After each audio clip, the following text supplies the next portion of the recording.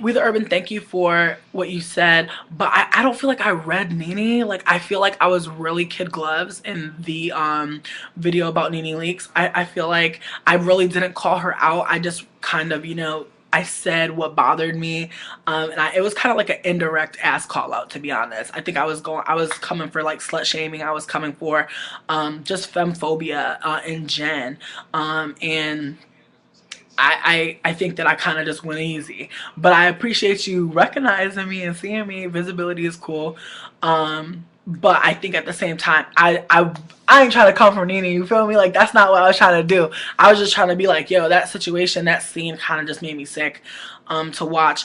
And I mean, like, honestly, it's like that's one of my favorite shows, mainly because I get to see like black women, and I realize there's a lot of classism going on. All these black women are like rich, so like they're out here styling and profiling, looking so good, and that's one of the intersections. But as a black person with a legacy of poverty, I always want to see black women and black femme folks shining and living nice and doing them and like having enough.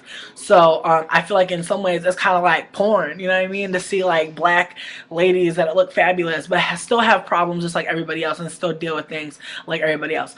So I really didn't want no beef with Nene, because I really do. I like Nene, as I said, but I think that like sometimes people would just be like not really thinking about what they're saying, and it's easy to do. I think sometimes we fall into like traps of like oppression.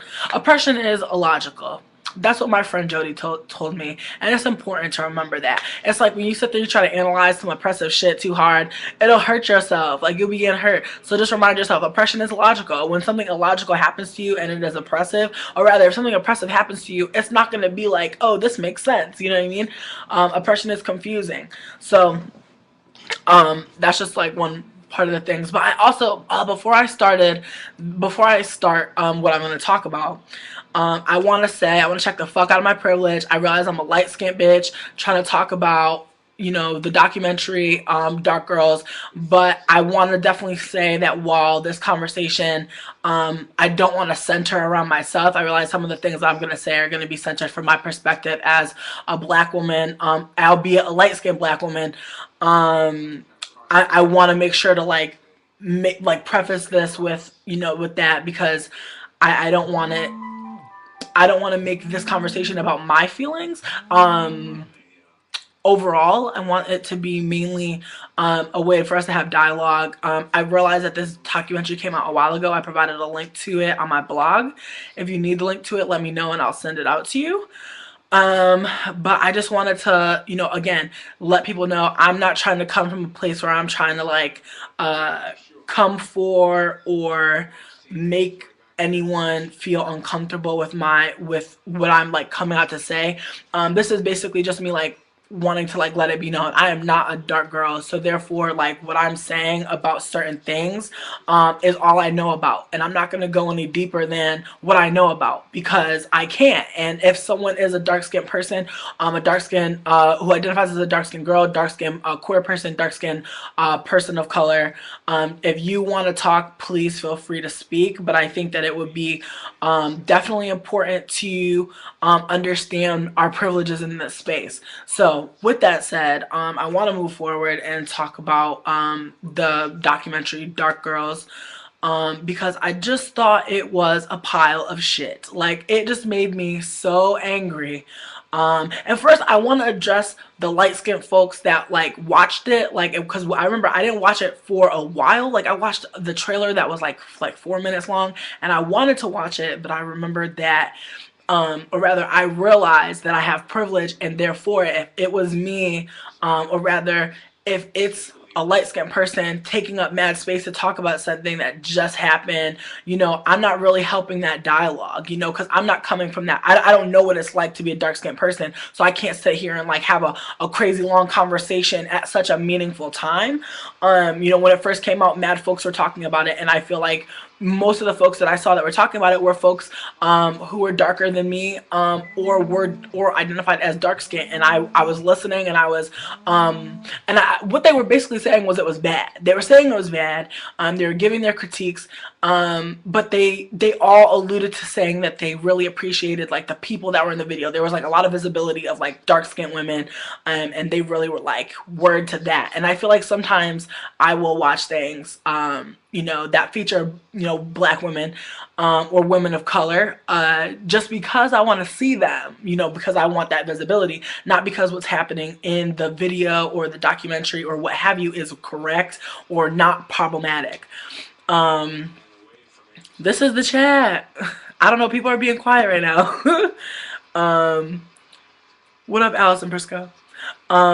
So yeah, so as I was saying, I think that it's mad important, as I was saying, to be aware of the fact that like other dark skinned people have already talked about this. So if you would like to get a better perspective on this video, on this documentary, definitely I can provide you guys some links as well if you'd like. So just please ask, and I will definitely hit you up. Please do that like in an email, and I will send that to you ASAP.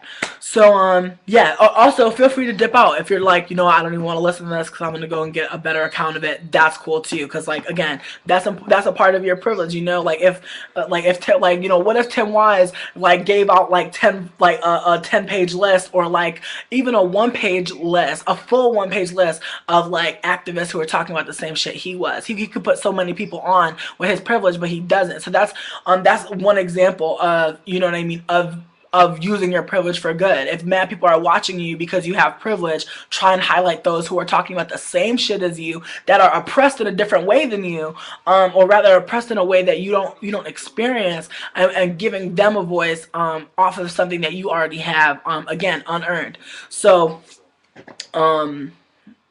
moving forward, Dark Girls, the documentary. Now when I first started watching it, I thought it was interesting that it chose to start off talking about the timeline of slavery, talking about how black folks have been enslaved longer than they've been free. And even the time that they've been free, they wasn't really free because of peonage, Jim Crow. Basically, when black folks were emancipated, they were just, left out in the cold. The laws still on the books, very racist, very segregated. And, things were very precarious in that time. There's a documentary called Peonage, Slavery by Another Name on PBS. You can actually watch it online. I watched it not too long ago. And it was just like really like, I never knew. I mean, I guess like I can infer that after slavery things weren't just a-okay, because shit ain't just a-okay right now. But I didn't know that like in the South especially, black folks were being like straight up like white folks would just pop up and tie black folks to carts, like tie black folks to their cars or something. And I noticed that like that's something that we don't talk about. We like I remember like we talk about slavery for like a second in school, and then we move right along. I feel like we go from slavery to civil rights, you feel me? And I think like it kind of displaces a lot of like the terror, the fear that black folks had ingrained in us, And one of the things that Dark Girls did touch on was about energy, something that I very much heavily put faith in, and is energy. And I think people should really study energy in terms of like, just how it affects people with trauma and with historical trauma. And I would definitely say that like black folks specifically have experienced such a root shock, such a horrific past, that like we all the time are experiencing like post-traumatic slave disorder in terms of like living in white supremacy and having to engage with folks who are both conscious and unconscious of the ways racism works, you know, and, you know, creating spaces that are safer, because I do know that, you know, there is no safe space. There's no such thing as a safe space. There are only safer spaces, and that comes from people working to make it one. It doesn't just intrinsically happen. You can't just, you know, that's why a bunch of trans folks can't just come together and be in a safer space, because all of those folks coming together does not indicate a safer space. Just like a bunch of black folks coming together does not indicate safer space. It's something you got to work on. Just because you're with a group of folks that are in your just because you're in a group of folks with a similar identity, it doesn't mean that that's a safer space. Unfortunately, you know, I think some folks, especially black folks, we wish that was the case. And especially light-skinned folks, when they're trying to ignore their privilege, they love to gel and say that, oh, we're all black. You know, we're all black. And I think that it's something that obviously other black folks say, not just light-skinned black folks, but I think especially light-skinned black folks like to say that we're all black when they're being criticized for having privileges. And ooh, Allison Briscoe, please flesh out what you were saying, because like I'm kind of all over the place. So like when you pop up with like with things, sometimes I'm just like, oh, in relation to what? Because I'm kind of just going. Oh, but yes, it says, okay, sorry, Allison Briscoe, I get what you're saying.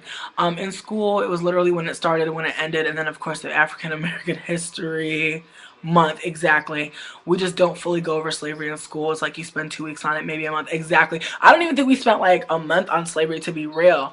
And yes, and I agree. I think because of our gelling of racial trauma in the U.S., it creates a climate where white folks can be very oblivious of race, and of, you know, social structural racism that is like not just, oh, like Timmy hit Jim because he's black, or you know, all of these things that are just very much rooted in victim blaming, which as a culture has been ingrained in us as well. You know, definitely asserting ourselves as stronger, or asserting the US as like the best country in the world, you know, asserting that like the US is somehow like some very strong force, when in reality the US is largely made of like fucking bullies.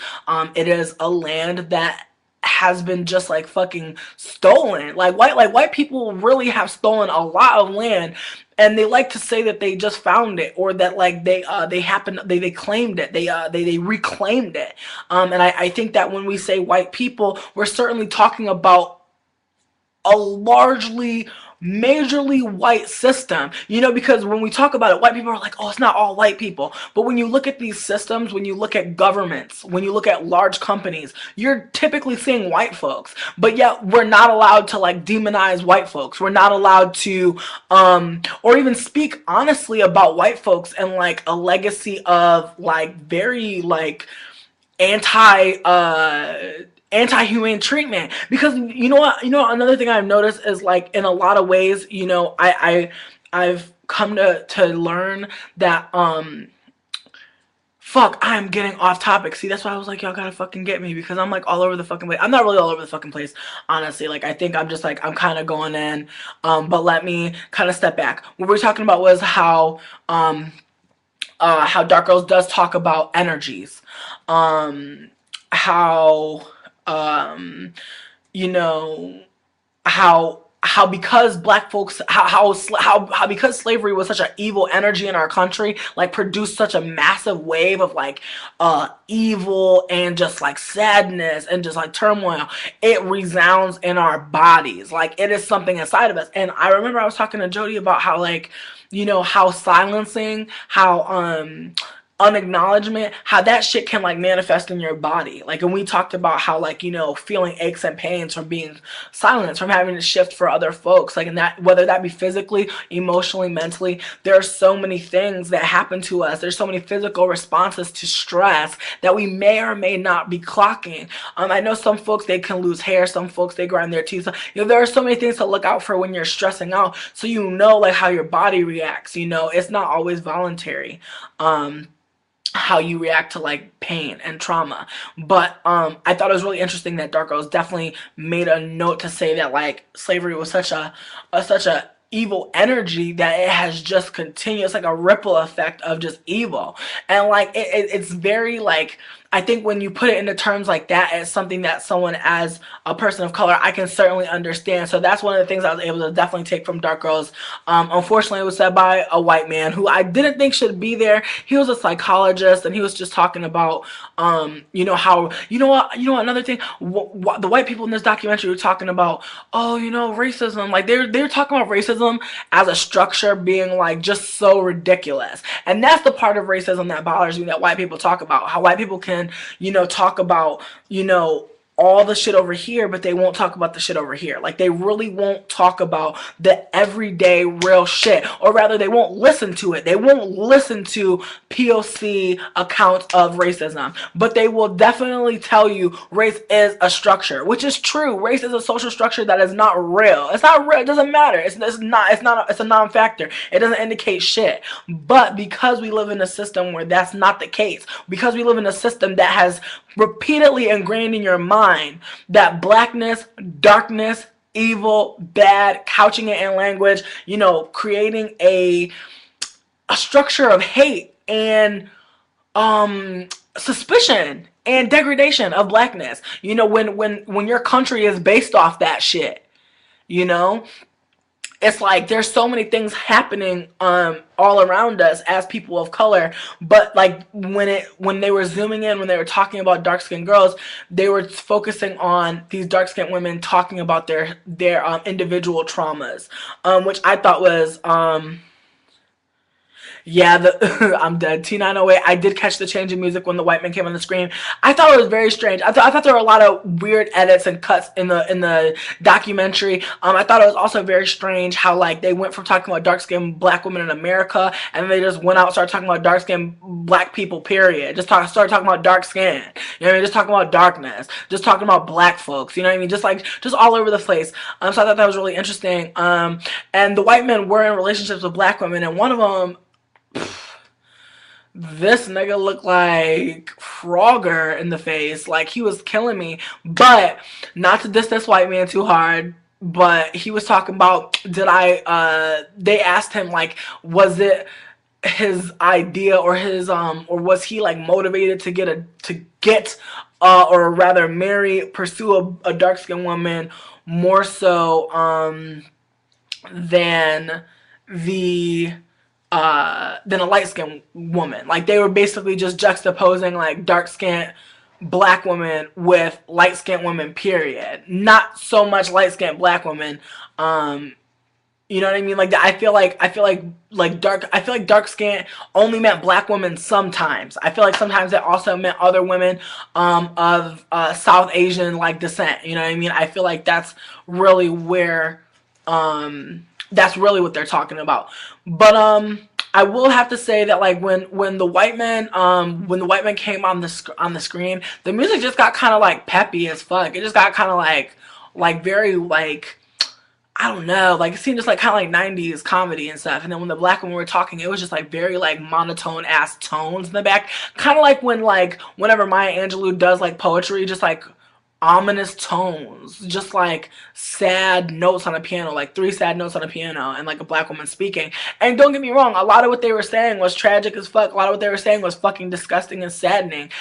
Because again, dark-skinned women do face a lot of fucking trauma and also abuse just simply for existing, for nothing else, for nothing more. And then honestly, if you layer on the fact that some of these women were they were I want to say perhaps some of these folks were more gender fluid. So I want to say that some of these folks did not have cis privilege, and some of these folks did not have thin privilege either, and some of these folks didn't have quote unquote beauty privilege. But I think that's again part of the documentary in terms of like having beauty privilege in a country where the beauty standard is Eurocentric. So therefore, how the fuck can you ever be considered beautiful? But then they also said some shit about how black women weren't even considered people for majority of their time in the US. So it's like, to find beauty in black women now, they're trying to like break that down. And again, they're likening, or rather they're they're making the dichotomy that light-skinned women are closer to whiteness, and therefore that's why light-skinned women are lauded as more attractive, and constantly just bashing like dark-skinned women, and saying things that were just very fucking, like, again, disgusting and degrading, and just obviously came out of places of self-hate. However, there were some things that bothered me in terms of the fact that a lot of the black men that were talking about how they want to be with black women, it was some niggas with onks, like, no shade, and it was like they were talking about darker the berry, the sweeter the juice, and maybe it's not my place to be dissecting this, because again, I don't like when niggas be talking about I look like banana cream pie, I look like a cupcake, or fucking or calling me caramel. I don't fuck with that shit. I don't like being called Big Red. I don't like being called none of those things. And again, I realize that I'm in a privileged place, so who the fuck am I to like really be trying to talk about what is objectifying or not? But I feel like when men talk about women in terms of food, especially black women, that shit is not cute. And I think when they did note that like darker the berry, the sweeter the juice was a pro-black moment or a pro-black slogan in a moment in history for blackness, but I did notice that the men that were saying it were saying like a lot of fucking things about how they want their babies to be dark skinned and they want their babies to look like kings and pharaohs and queens, and it just made me think of like, again, niggas with onks trying to further their black man, black power bullshit, but not at all really thinking about black women as people. Like, they're not people, they're a way for you to further perpetuate your black power, which is very much rooted in like gender essentialism. So I think that that's also part of it. Shakira Monet, I think all skin colors in the black community are valid, but I think that it's important to talk about how privilege works. I think that's the problem that I have with it, is that there was just not enough scrutiny towards like light-skinned people and like people with light-skinned privilege, people with white privilege, people with white passing privilege.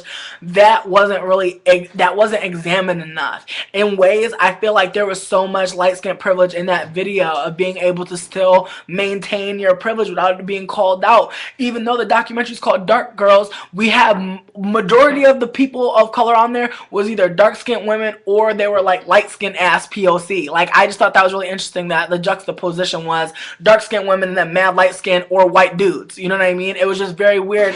The power dynamics, to have, black women disempowered, oppressed as fuck, juxtaposing these light-skinned or white privileged men who are more or less talking about like the broader forms of imperialism and white supremacy that don't just affect dark-skinned black women but do affect. So I think that while they were trying to be intersectional, they really just missed it, because how are you going to call the documentary Dark Girls but you got all this other shit going on?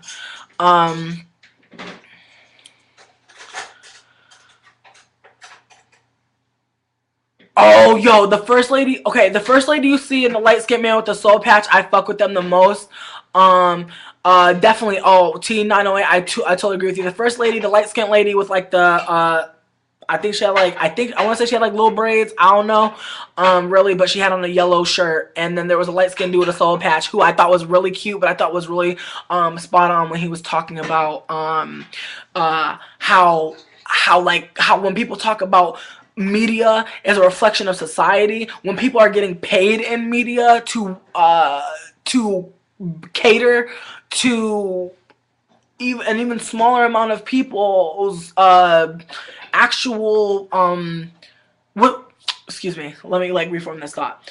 The light skinned dude with the soul patch basically made the comment that people constantly try to implicate society as to why this is happening, as if it's so out of nowhere, as if we don't live in a bubble, especially in the United States. Like, if you think about it, when they talk about the United States, they talk about how closed-minded folks are, and I don't mean closed-minded in that like we're like not opinionated or we don't have like thoughts. I think it's more so in the fact that like we have so much going on here, or rather we're so distracted from like all these things. Like, we have like the chicken noodle news, like we have like all this like all like 24-hour news coverage of every fucking thing. Facebook, you know what I mean? All of this shit. And I'm not saying that like other places in the world aren't addicted to like technology, media, updates, and shit on society. I'm just saying that this whole spectacle, the media circus, that shit is bought and paid for. So to really implicate society as wanting light-skinned people to be winning or wanting white people to be, you know,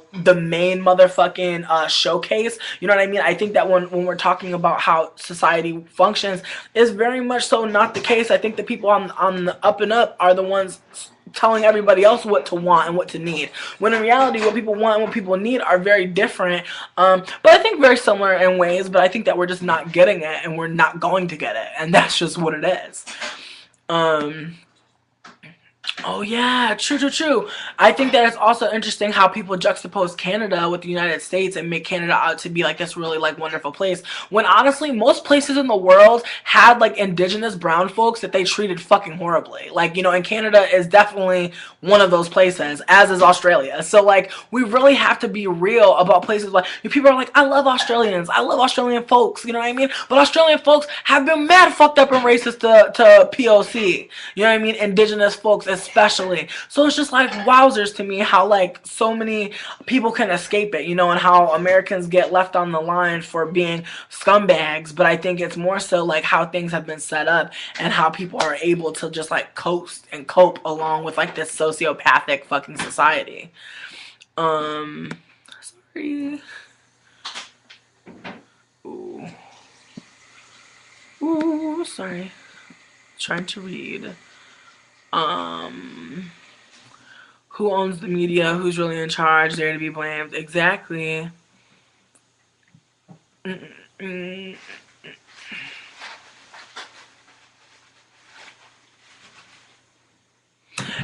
T908. I feel like dark skinned women were used as were used as props to talk about their pain. But I definitely felt like there was nothing more, you know, than that. And I feel like, again, when you don't expose privilege, the press can't really talk about much than that. You know what I mean? If we're not going to expose the ways in which, like, you know, the oppressed, like, are being oppressed by those in privilege, then, like, what is the point of having a documentary like that? Again, I'm not trying to shit on the dark-skinned women who got their coins and who got to get their camera time and also who got to tell their stories. I just think the people who are putting it together, and Oprah, shame on you. Honestly, like, that's the thing that bothers me, is, like, there was not enough outlet, backlash and outcry about this shit when it really came down to it, because I did see some people, again, I did see dark-skinned people who are mad about it, who are like, this shit is whack, this shit is corny, but I just was like, damn, like, nobody hit up Oprah, like, nobody was like, sis, like, really? Because when they had like that white dude on there with the motherfucking herpes on his lip, I was sitting here like, son, you know what I mean? Like, again, like, actually pause, because like that's fucked up. I shouldn't be shaming folks for STIs, but like this, like, just this lackluster ass white man just sitting there. I just didn't like the fact that these like white cis dudes were able to just sit there and just be on a fucking panel and just be asked questions like their privilege was not implicated in this whole shit, you know. Like, that's what bothers me, is the fact that these white dudes was let in to be cool. And then, you know, I thought it was also interesting that they had some black men on there and that they like censored out their eyes when they were talking about dark-skinned women, and it just really fucked me up, because I was like, why do they get protected? Why are these men being protected? Why are we stopping somebody from being able to reach out and touch these men and say, listen, bruh, can we talk to you? You know what I mean? Somebody out here can definitely talk to these, like, black men that really, like, came out and showed their asses. But because they're being protected by these censor screens on their eyes, there's folks that will never know who the fuck those people were and will never be able to really mentor and speak to them.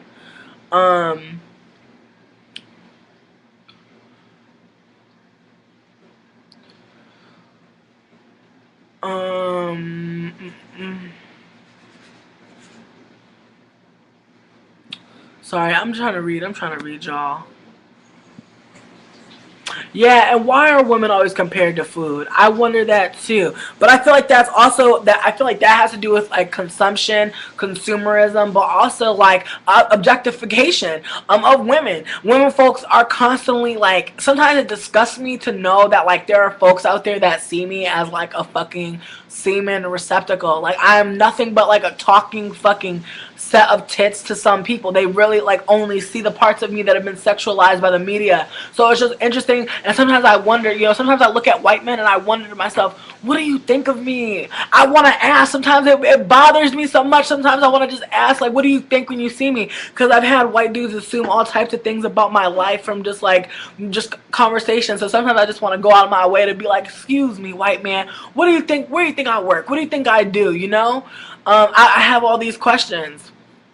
And sorry, and not that like a white man could tell me anything interesting. I think that sometimes I just get so fed up with like the male gaze, the white cis male gaze especially, that I just want to ask, like, why y'all looking at me so fucking hard? Like, what is it, And some people are like, oh well, you're attractive, blah, blah, blah. But it's like, you could be attractive, but sometimes the way that like white cis dudes stare is it just makes you feel fucking scared. Like, it's leering. It's very scary.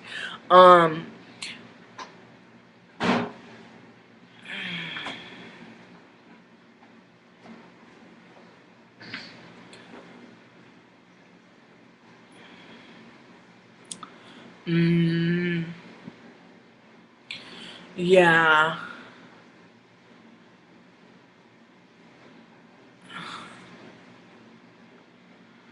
That's true. You know what? Somebody did talk about Kelly Rowland, saying that now that Kelly Rowland's body's filled out, that like that's why all these like people are all over her.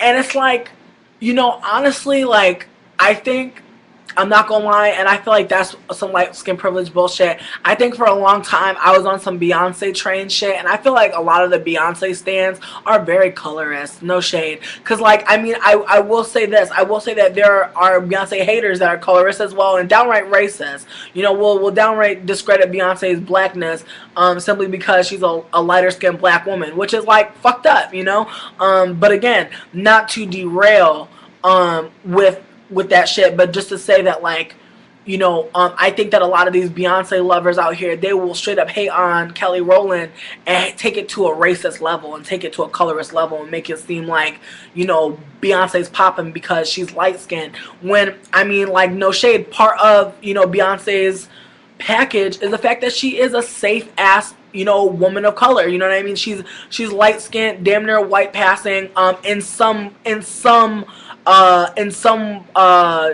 photographs or like some print images and things of Beyonce, she is a white passing person of color, and I think that is a privilege, especially in terms of like any kind of visibility in media, because as we've come to really realize, and as I was reading somebody speaking on about how like biracial women and multiracial women are like replacing black women, these lighter skinned women that are obviously not white, but they obviously don't look visibly black in terms of having like more African features.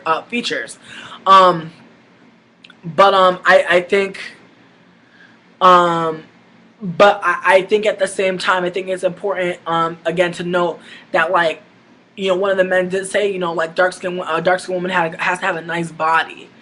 And I think that that's also interesting, that, like, all these qualifiers for someone that you're supposed to be caring for. Like, you know what I mean? And it makes me think, again, about cis dudes and, like, what the fuck their priorities are when it comes to, like, meeting somebody that they want to fucking be with for real. It's like all these qualifiers for a fucking another life to fuck with you. You know what I mean? It just bugs me out. And I'm not trying to say we shouldn't have, like, quote-unquote standards, but I think that, like, when we talk about standards, that's also a very privileged, usually very, like, fucked up place that people are coming from. That's true. I'm sorry, I don't want to fuck up your name. Wamoshir Fatemi. I'm sorry if I messed that up.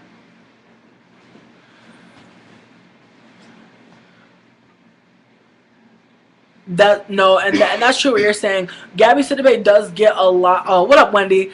Gabby Sidibe does get a lot of shade, and I definitely, like, I definitely do note that, like, I think it's interesting that they, like, decided to, like, find, you know, women of color who were, you know, famous and not famous, to kind of talk about their plight. Because, again, there was a lot of classism running rampant in there, you know. Gabrielle Sidibe does have coins, you know what I mean? We don't know how many. Like, she hasn't really been on, like, everything, but she's been in a couple shows, so she has some coins, and she's out here doing her thing. But I noticed one of the things that folks really do to Gabrielle Sidibe is they use respectability politics on her to the max. And I noticed that it's especially like body shaming and body policing, because I know a lot of people say, oh, well, you know, Gabrielle Sidibe has so many coins, she should be able to she should be able to get her clothes custom or get better clothes and za. When, you know, when I'm watching her on these shows, I'm watching her wear Torrid, I'm watching her wear the clothes we're wearing. So like it begs the question, just because you got coins, you fat bitch, it don't mean you gonna find clothes. You feel me? And I feel like that's another thing we have to talk about, is when we see like fat folks out here having clothes, when we see the fat folks out here, these fat bloggers,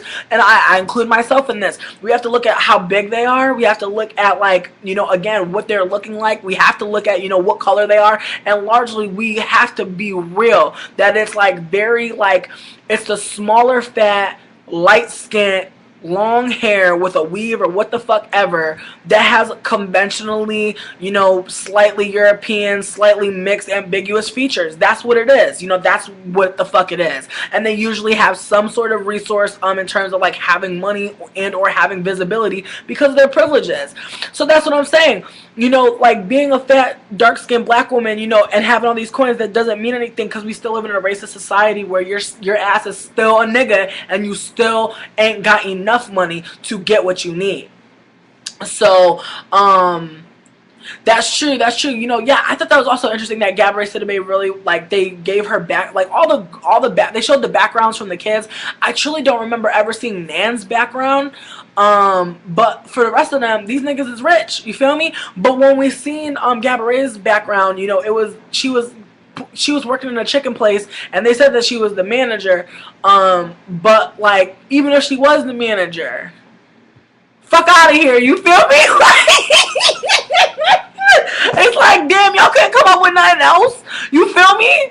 You know what I mean? They, like, there's so many backstories that, like, Gabrielle Sidibe could have had that didn't have to be racialized, didn't have to be fucking, just very fucking, like, classist and just obviously poorly written. And that's another thing. We have all these white writers, but we don't have POC writing, in these like big ass projects, and therefore we have white folks writing about themselves. And while it is racist, it is real. You know what I mean? I can't expect a white person to be able to write a black person, and that's simply because there's privilege involved. There's no way that you can lower yourself to see where the fuck I'm seeing things from. You literally can't do it. Just like I can't, you know, I can't write from the perspective of a person who's privileged. I really don't know that life. And I think that while white people can, and white people do have the capacity, I think that has been, by and large, shown to just be some bullshit every time. Exactly. The big black girl's a manager of a chicken joint in Detroit. Exactly. And the white woman did get mad when she went to Marie Laveau. And I think that also when you look at Coven, see, we're getting off topic, but I'm going to finish this thought. When we talk about Coven, you know, notice how they made Marie Laveau out to be like this evil ass person. When in reality, how did all the beef start?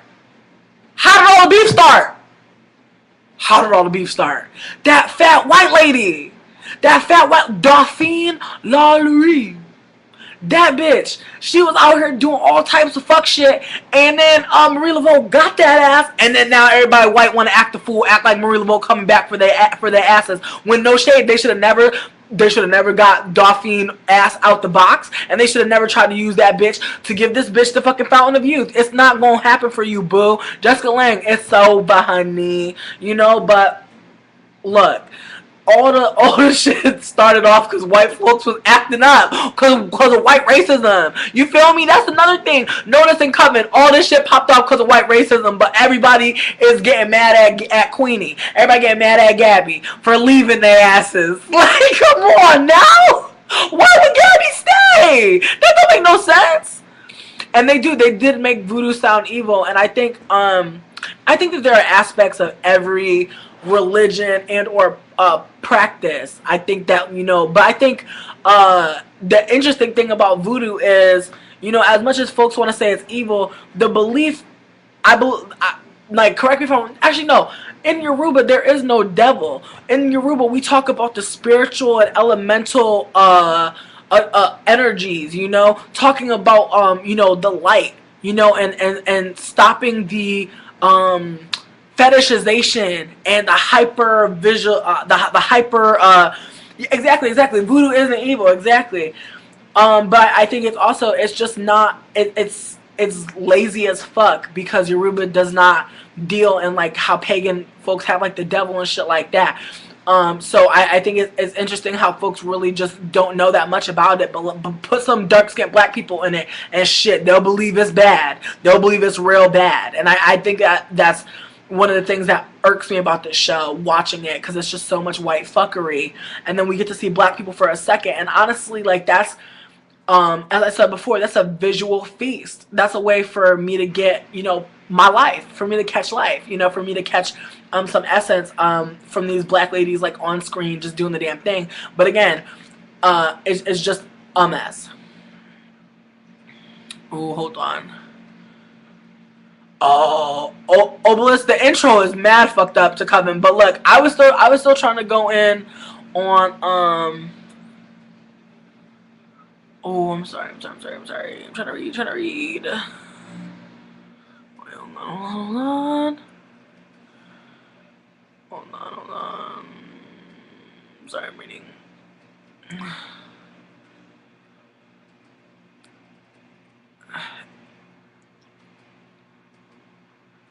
Exactly. Exactly. See, I agree with that. I do. I also stay plugged in sometimes, um, to. I'm sorry. Oh, I was just reading what Jasmine said. Yeah, I do agree, because, you know, yeah. Also,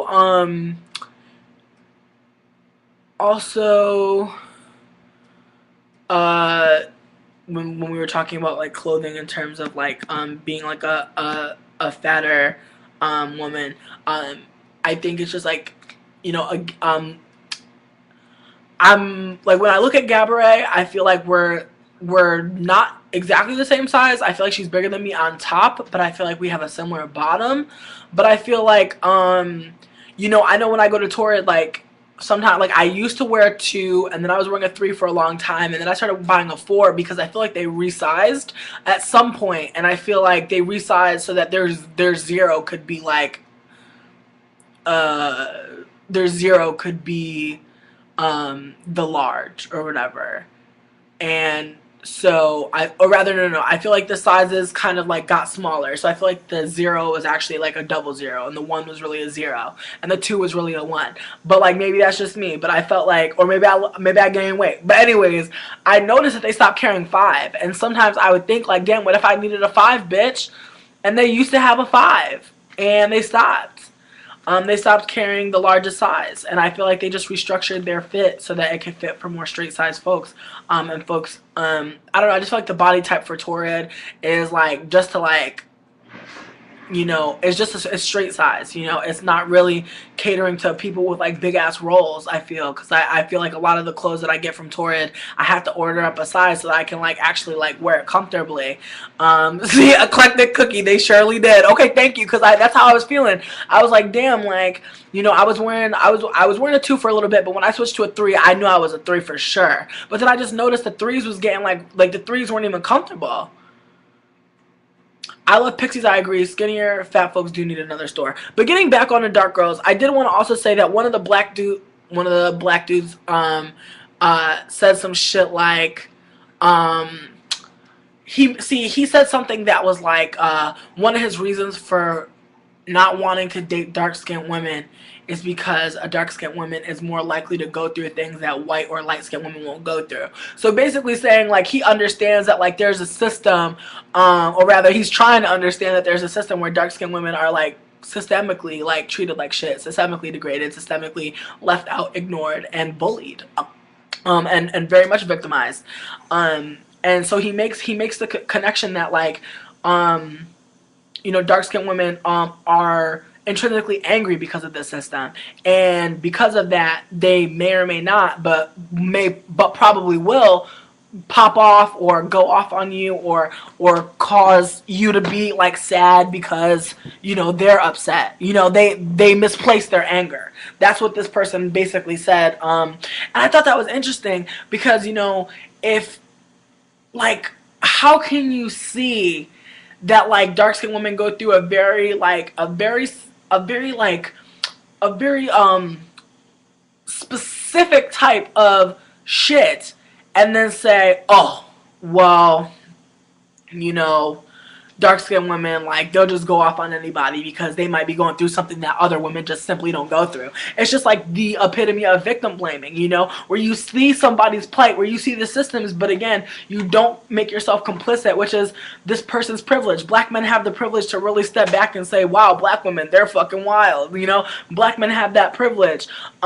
And it's really unfortunate because black women don't have that privilege at all. Black women can't stand back and say black men, they're fucking crazy. Like, that would be ableist, but that will also be ahistoric as fuck. And I think that while it would be relevant as fuck for black women to criticize cis black men in terms of like their agency and their praxis, I think it's just something that doesn't really fucking happen. And when it does, all these niggas be so hurt.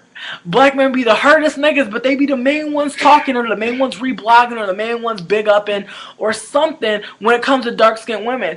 And I wanted to say also, as a light skinned person, I had like no like fucking problem at all like going to some of these light skinned folks and letting them know that it's not nobody's fucking fault that you're sick of seeing dark-skinned women talk about their pain other than white-skinned and light-skinned folks. You know, like, dark-skinned people aren't talking just to talk. These black women did not come to make this documentary just to speak. I think that that's what it makes you think, just because of the way it was set up, the way that it was edited, you know? It makes you think for sure that, like, that's what all you're supposed to take from it is these women's stories in these little segments in this documentary, and that's where they're confined. But if you really watch the video, you'll realize that like these dark-skinned women go through countless abuses, and like they still live and they still tell these tales, but they got lives, they got things that happen outside of this oppression, and it don't make it any easier. But I do agree with what you said, nostalgia please. Men of color don't want to go through women of color who are angry. It's true. It's so true, and it's so sad because I think like our anger is so like necessary and it's so important. You know, there's so many people out here just breezing along. If you're not angry, you're not paying attention.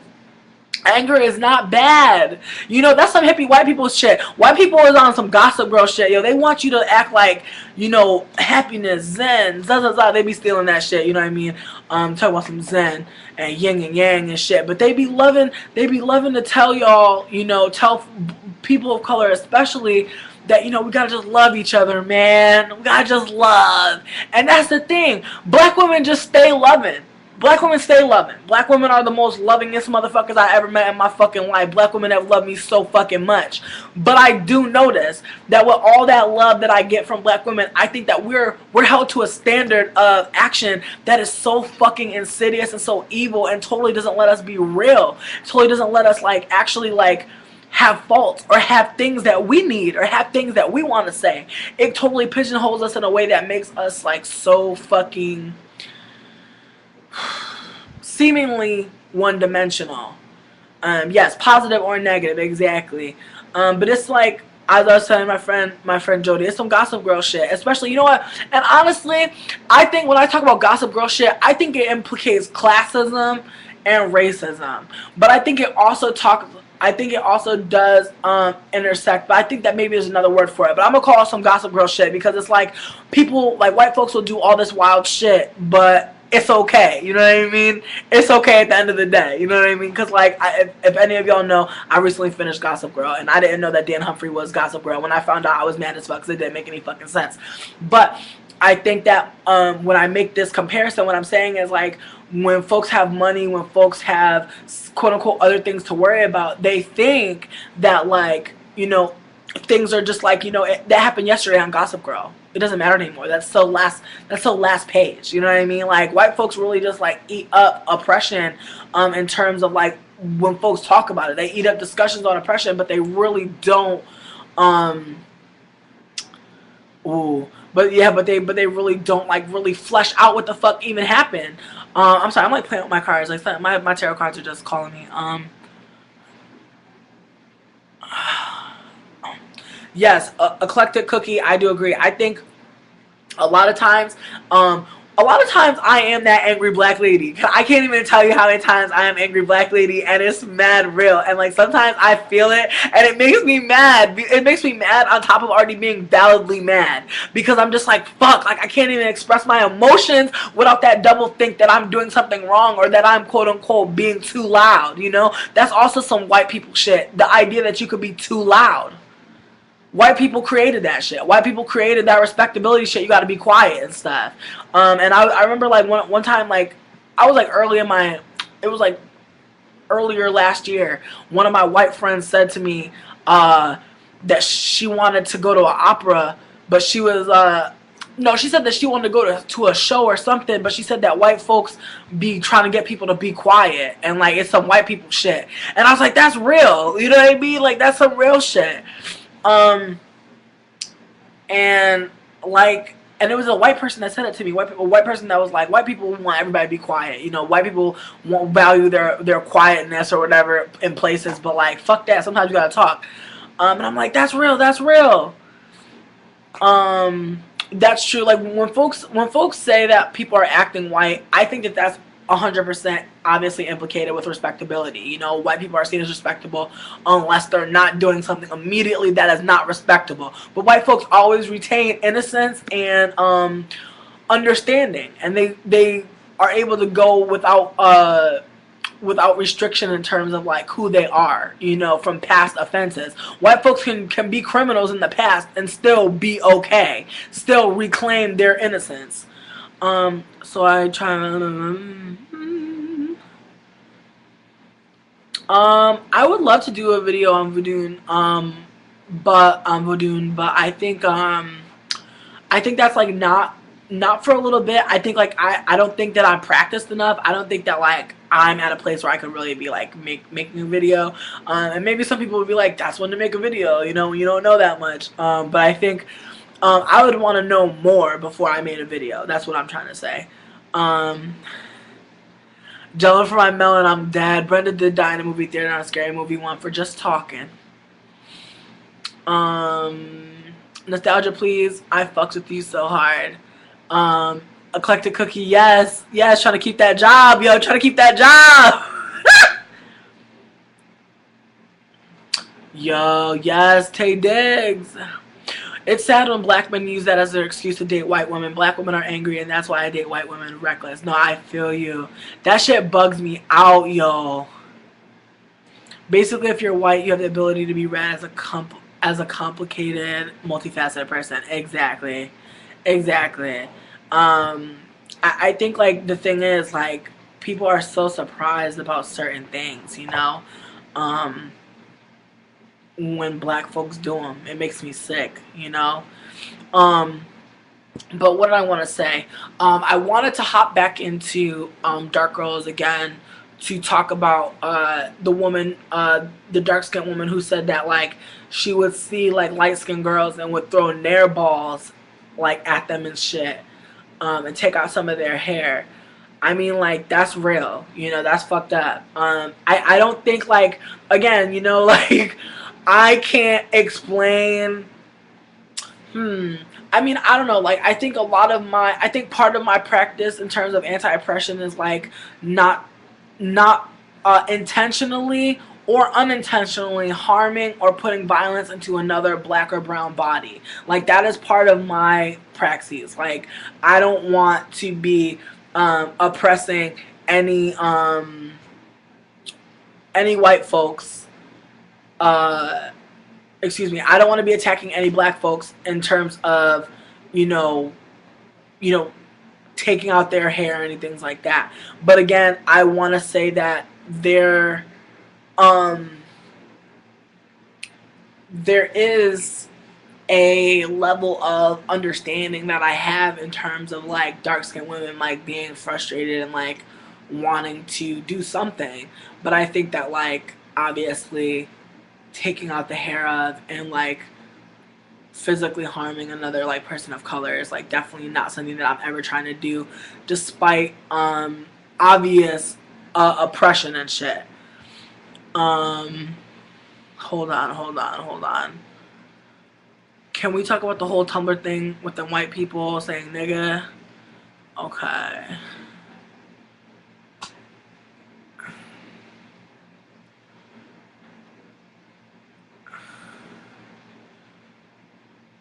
Ooh. Ooh. Okay. I didn't see that shit. So if somebody wants to link me, that'd be cool. And I know you didn't care for 12 Years a Slave, but remember when the white guy had to pick cotton for Fassbender's character? Um,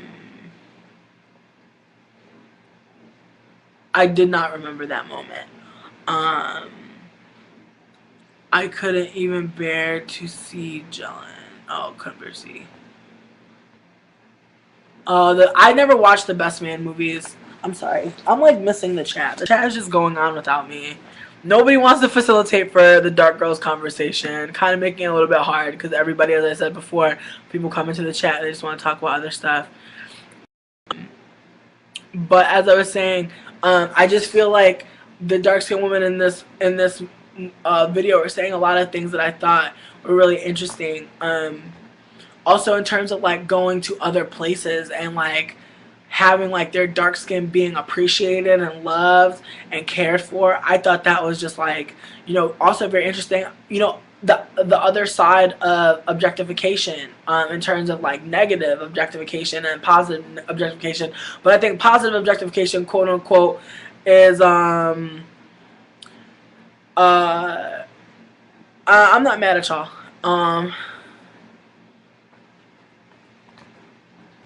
But I think sorry, but I'm trying to be on topic. I think when they talk about being in different places and being able to see that people do have care, compassion for them, despite being um, dark women, dark skinned women. I think when we talk about that, you know, there's also, you know, because I think like positive objectification. I mean, is that real? You know what I mean? Because I think that I remember like one time like somebody gave me like a free, like I get free stuff sometimes, like not all the time. Not all the time, but I think like that's part of beauty privilege, is getting free stuff from time to time, and getting attention and things of that nature. But at the same time, I'm still being objectified. You know, that person's not giving me free stuff. You know what I mean? That's what I'm saying. Alison Briscoe, is that positive? Like getting free stuff? Because nine times out of ten, it's like it's not really positive because I noticed that like these dudes are usually creeps. You know what I mean? It's kind of like when you get a free drink at the bar. I remember the last time I got a free drink at the bar, it came with the police almost arrested my ass. So it's like, look, like I think that like as much as like folks want to give you stuff, positive objectification in line with fetishism? I think so in lots of cases, but I feel like also positive objectification is more so privilege. I think that's what it is. I don't think it's actually positive. I think I just used that word because I was trying to talk about the dichotomy of objectification. Um, but I think like I don't think I think in a lot of cases when there's cis men involved, it's not free. It's not positive. You know what I mean? I think that's what's important to know. Like I think anytime a cis man gives you something, it's not free, and you should know that. Or rather, you should be explicit in the ways that like you understand that. You know what I mean? Or that's like understood between both of you. Because I feel that a lot of times cis men will be very like generous, but it's often because of something that they're attaching with that. That's usually unspoken or more so pressured, therefore or really not even unspoken, just like some sort of implied shit. And I feel like implied also is some rape culture ass like victim blaming shit too, because it's like, is it really your fault that you need to be like not only like be combating oppression but also be combating like these niggas that seemingly are there for you but aren't really there for you?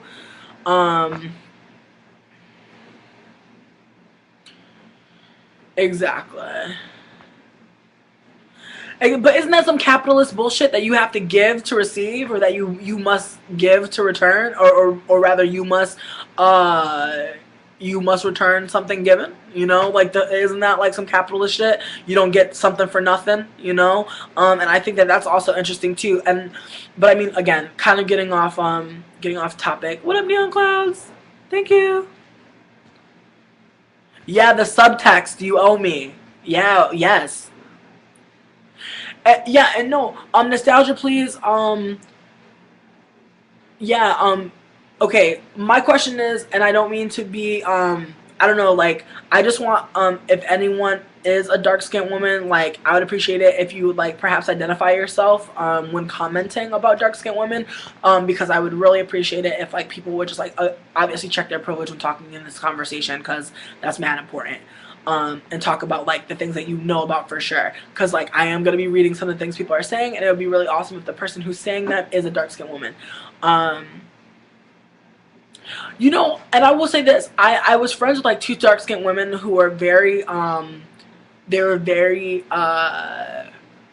sex positive. They were hella like into like, you know, just, you know, doing their thing and like whatever, like, and I'm not trying to say that in like a shaming way or in like a way to kind of just like be dismissive, but I'm not trying to like be so in their business. I guess what I'm just trying to say is like they had a lot of sexual partners, and I noticed a lot of times like I would be with like my dark-skinned friends, and like they would get hit on by people, and like dudes would just be like, I don't know, like dudes would just be like extra in some ways. I noticed like my one of my friends at the time, she was like really dark skinned. She had like she always wore her natural hair, and she had like she had a pretty nice afro. Her afro was really cute, and she always had like her twist out was banging, and like people would like, I remember like in particular like a lot of like black men, like when I was with her, would like go out of their way to like talk to her, or there would be situations where like there would be black men who would like grill me, and then they would like walk over like they were gonna talk to me, and then they would talk to her. And this happened to me on like 3 different occasions,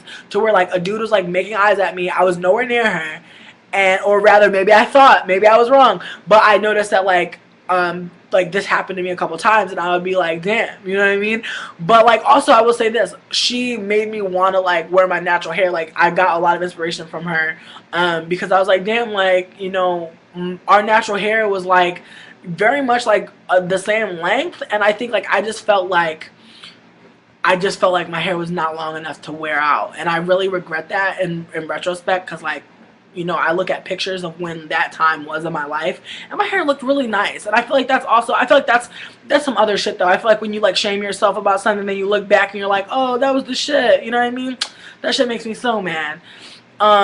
But I did notice that like, you know, I did have like black men who would like, and no shade, I don't get hit on by black men that often, to be real. I only get hit on by black men a lot in the South, and it's bomb, you know, it's bomb. But I think at the same time, it's the visibility of blackness is so much more so than in the East Coast. But I would say primarily, especially even online, when we're talking online dating, majority of the men that hit me up are like either Latinat men or white men. But even the Latinat men are like white passing ass men.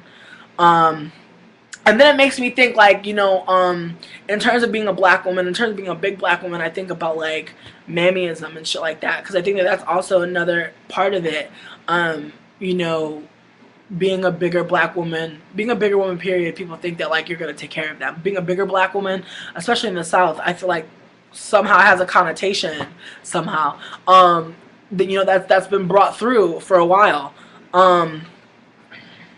Word, nostalgia, please. I appreciate you. I appreciate you for saying that, but I think that at the same time, what you were saying was real. But I was just asking. I was just asking people to just, you know, say, you know, rep their set. You feel me? Because I want dark skinned folks. I want dark skinned women in particular to talk. So I definitely think that that's important. Word, and I feel like, you know, I feel like in the dichotomy we have to be real about, you know, the fact that like while there's light skin privilege, there's also like the middle binary of being a brown skinned person and having like still having racism affect you, obviously still having people say things about your color, but perhaps being more favored than having darker skin, or perhaps like people remarking that like you could be darker, or like you're just dark enough, you know, and shit like that. That's whack, you know. Word, Adora E. I'm dark skinned with thin privilege. Word, brown skin. Shakira Monet, what up? What up, Alison Briscoe, brown skinned person? What up? No, Shakira Monet, I don't think it's a separation, like, in terms of, like, folks are separating themselves. I don't want to say that, because I think folks with privilege do separate themselves. But I do think that it's important to talk about it.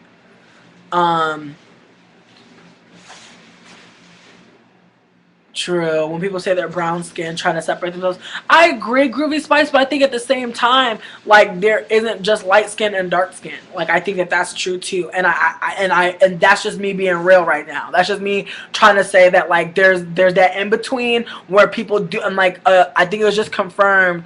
Eclectic Cookie just said that just dark enough is real. Exactly. Like folks will, like, folks. I feel like brown skin folks get way more love than fucking light skinned folks, and excuse me, than dark skinned folks. So I feel like it's important to also talk about that privilege as well. The paper bag test, yeah, because the paper bag test, like, I mean, if you think about a paper bag, it's pretty fucking light, but it's not the lightest. And I mean, even me as a light skinned person, there are people lighter than myself, more white skinned, or rather more white passing than myself. And I remember reading, or rather when I saw dark skinned girls, they were talking about there were like over 60 different colors that they associated with blackness. So I think that's also interesting too, that there's like 64 different motherfucking shades, and we over here talking about light skin, dark skin, brown skin. You feel me? So that's also interesting. Word, Eclectic Cookie, I feel you.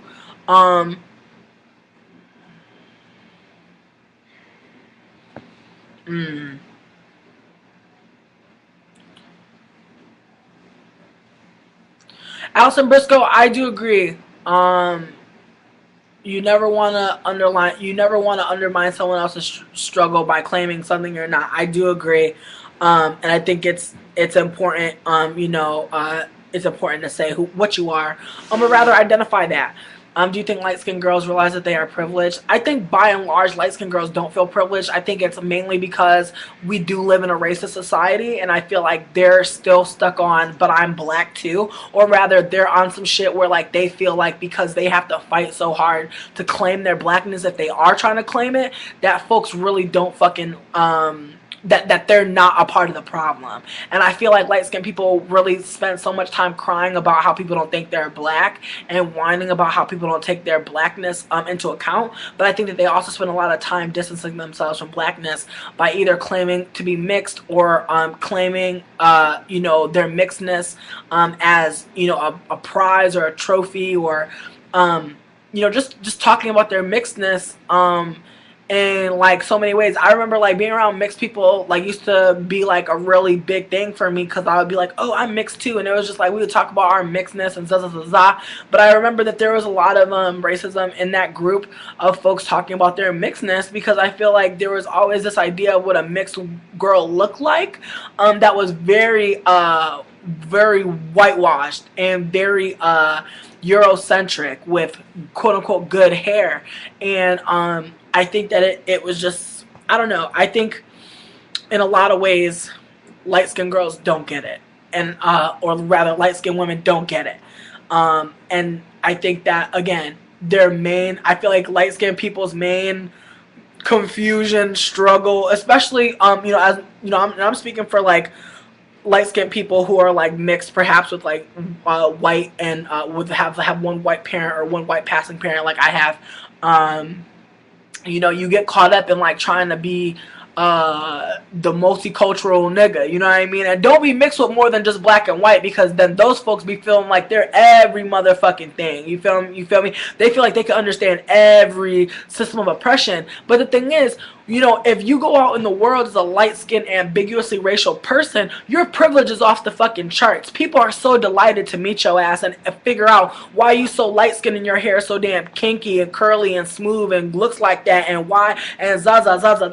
That, I remember watching a documentary once where, like, they were talking about colorism, and, I think it was Tyra. And I hate Tyra. But I think one of the dark-skinned women in the crowd had said to the light-skinned woman, when white people or other folks ask you what you are and they seem so excited, they hold that opposite of that feeling for me. And that shit really struck me, because there's so many white folks who, when they see me, depending on my hair or my presentation, that get so hyped to ask me, where am I from? It gets so let down when I tell them Connecticut. But white folks really like, or privileged folks, white folks, typically do have so many questions for light-skinned folks or ambiguously racial folks, because I feel like it's some colonizer shit trying to figure out where the fuck you from, and they'll tell you about a friend that looks like you. Or I've had white ladies come up to me asking me, do I have any Filipina in me? You know what I mean? Like, what's in you? What's, like, you know what I mean? As if I'm holding all of these identities just fumbling around. It's just very hard.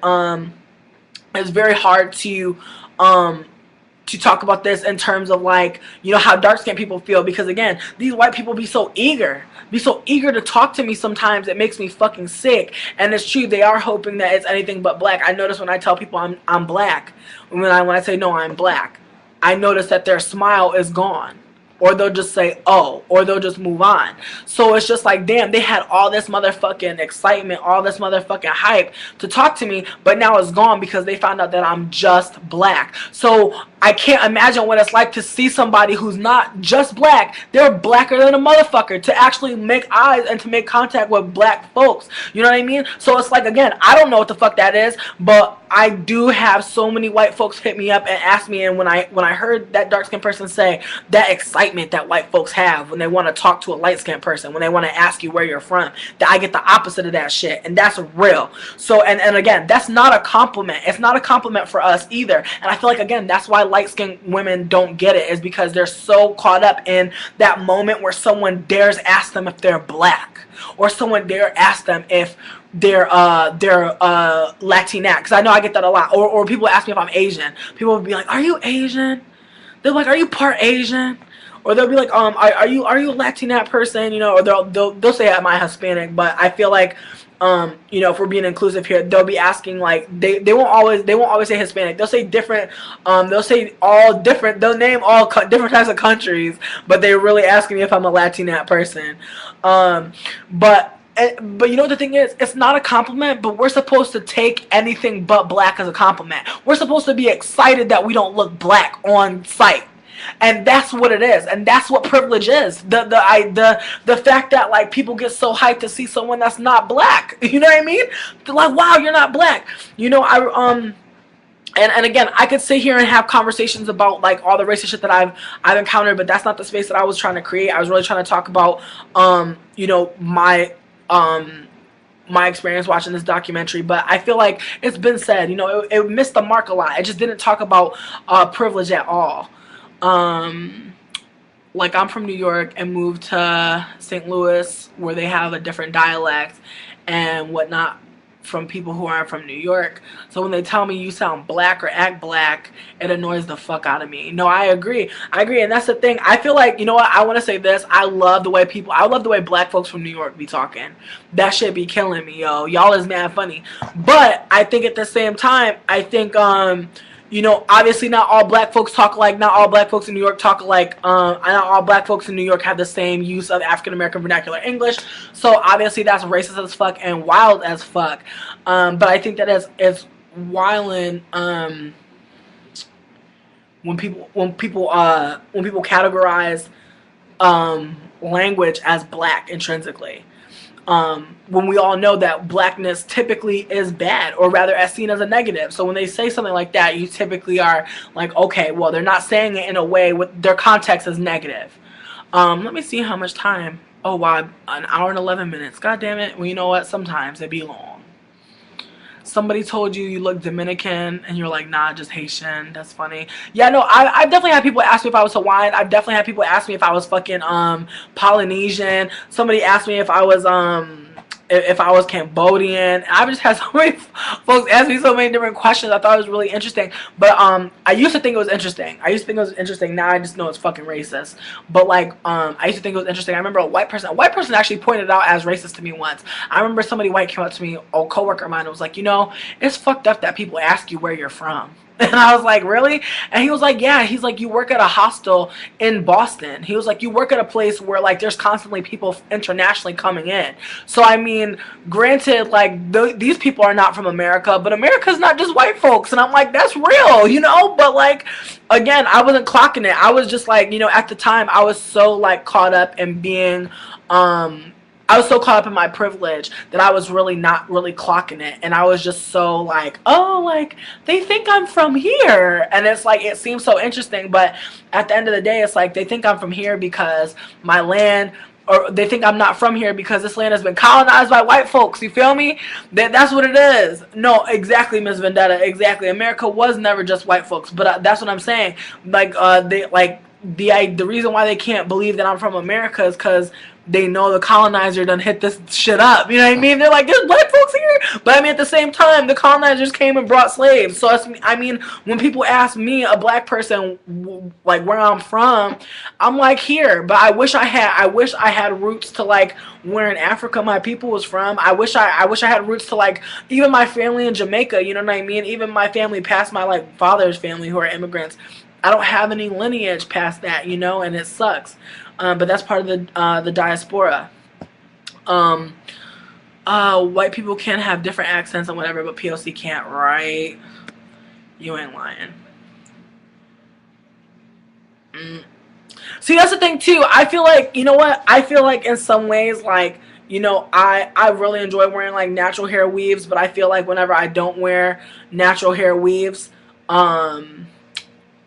I feel like that's when I'm more so seen as ambiguously racial. I feel like with this hair, no matter how light or how dark it is, folks are like, okay, that's a black person. I can believe that. But I feel like even still, I still do get miscategorized as a non-black person or as a black person, obviously with like, you know, beauty privilege. So that automatically makes it so that, you know, I feel like black person with beauty privilege is constantly seen as, you know, a step up, just like black person with money, a step up. It's like all these things that help you, all these privileges that help you posture, give you this air about you that is fucked up. But pause, I'm sorry, I'm trying to,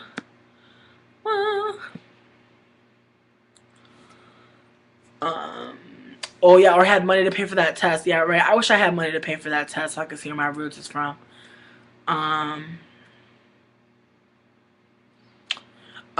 Okay, so I'm going to dip. I love y'all, and I really enjoyed having this conversation, but I feel like we should have another one, I think, outside of like the conversation of dark girls, just because, again, I don't want to be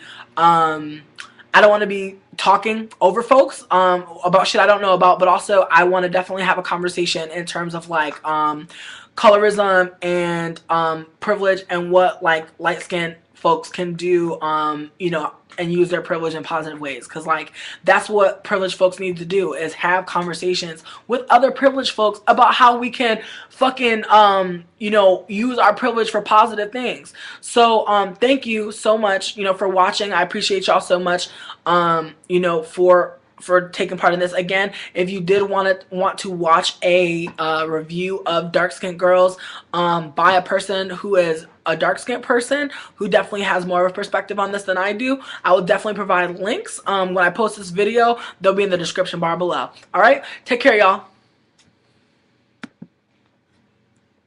Overall, I want it to be mainly a way for us to have dialogue. I realized that this documentary came out a while ago. I provided a link to it on my blog. If you need the link to it, let me know and I'll send it out to you. But I just wanted to, you know, again, let people know I'm not trying to come from a place where I'm trying to like come for or make anyone feel uncomfortable with what I'm like coming out to say.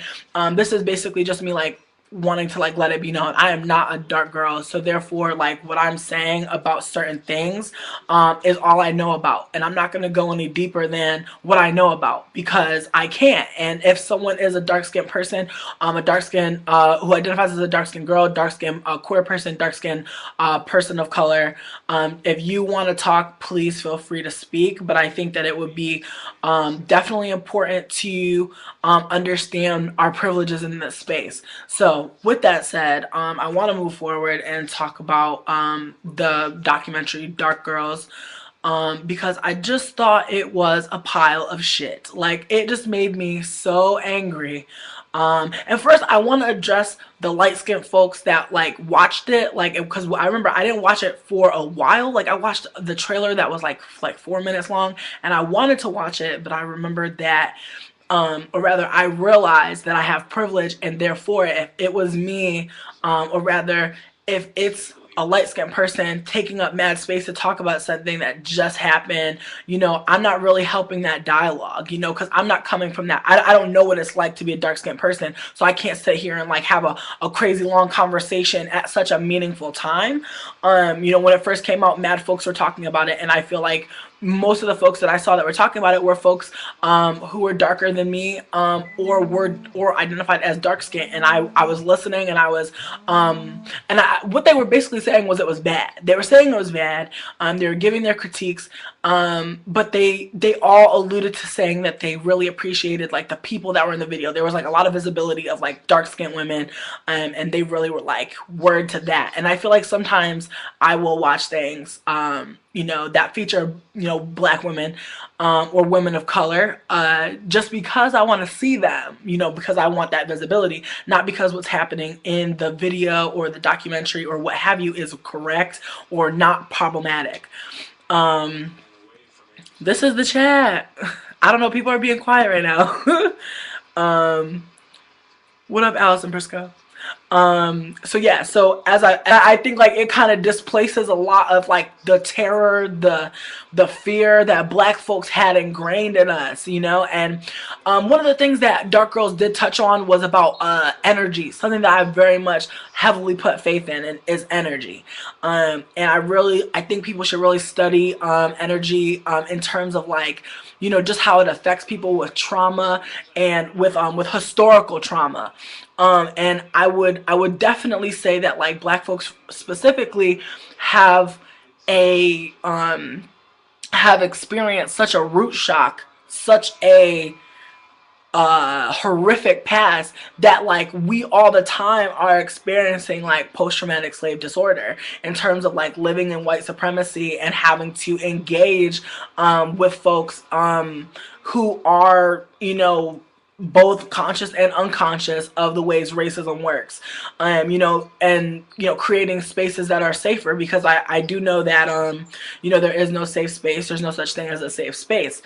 There are only safer spaces, and that comes from people working to make it one. It doesn't just intrinsically happen. You can't just, you know, that's why a bunch of trans folks can't just come together and be in a safer space, because all of those folks coming together does not indicate a safer space. Just like a bunch of black folks coming together does not indicate safer space. It's something you ought to work on.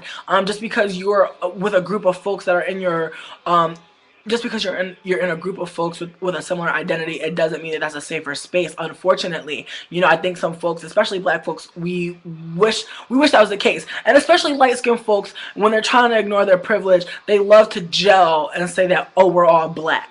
You know, we're all black. And I think that it's something that obviously other black folks say, not just light-skinned black folks, but I think especially light-skinned black folks like to say that we're all black when they're being criticized for having privileges. And ooh, Allison Briscoe, please flesh out what you were saying, because like I'm kind of all over the place. So like when you pop up with things, sometimes I'm just like, oh, in relation to what? Because I'm kind of just going. Oh, but yes, it says, okay, sorry, Allison Briscoe, I get what you're saying. In school, it was literally when it started and when it ended, and then, of course, the African American History Month, exactly. We just don't fully go over slavery in school. It's like you spend 2 weeks on it, maybe a month, exactly. I don't even think we spent, like, a month on slavery, to be real.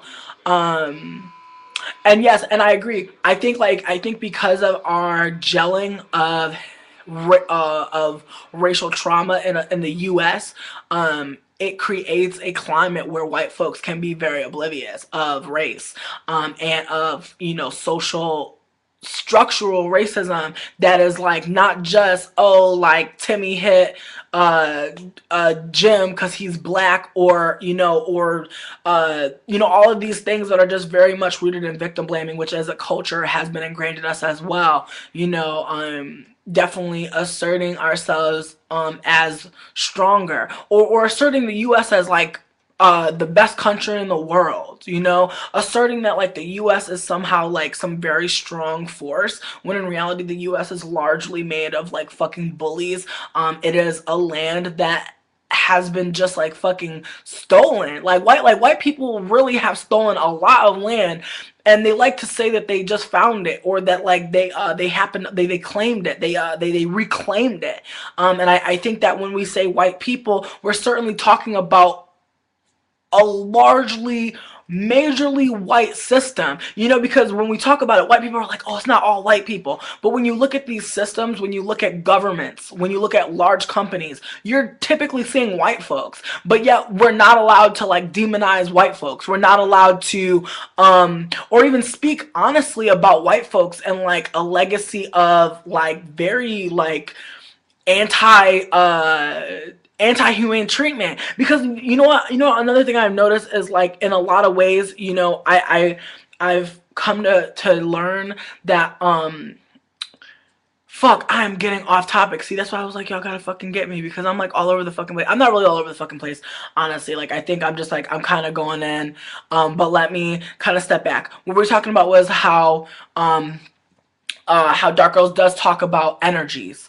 How you know, how because black folks, how because slavery was such an evil energy in our country, like produced such a massive wave of like evil and just like sadness and just like turmoil, it resounds in our bodies, like it is something inside of us. And I remember I was talking to Jody about how like, you know, how silencing, how unacknowledgement, how that shit can like manifest in your body. Like, and we talked about how like, you know, feeling aches and pains from being silenced, from having to shift for other folks, like, and that, whether that be physically, emotionally, mentally, there are so many things that happen to us. There's so many physical responses to stress that we may or may not be clocking. I know some folks, they can lose hair, some folks, they grind their teeth. You know, there are so many things to look out for when you're, as I was saying, I think that it's mad important, as I was saying, to, you know, be aware of the fact that like other dark skinned people have already talked about this. So if you would like to get a better perspective on this video, on this documentary, definitely I can provide you guys some links as well if you'd like. So just please ask, and I will definitely hit you up. Please do that like in an email, and I will send that to you ASAP.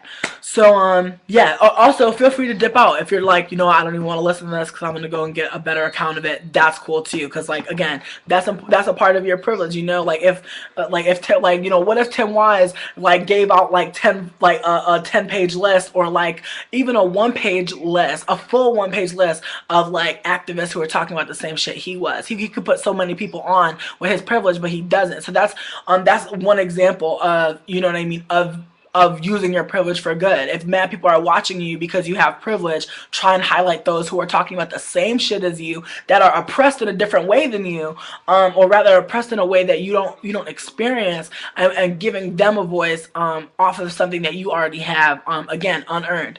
So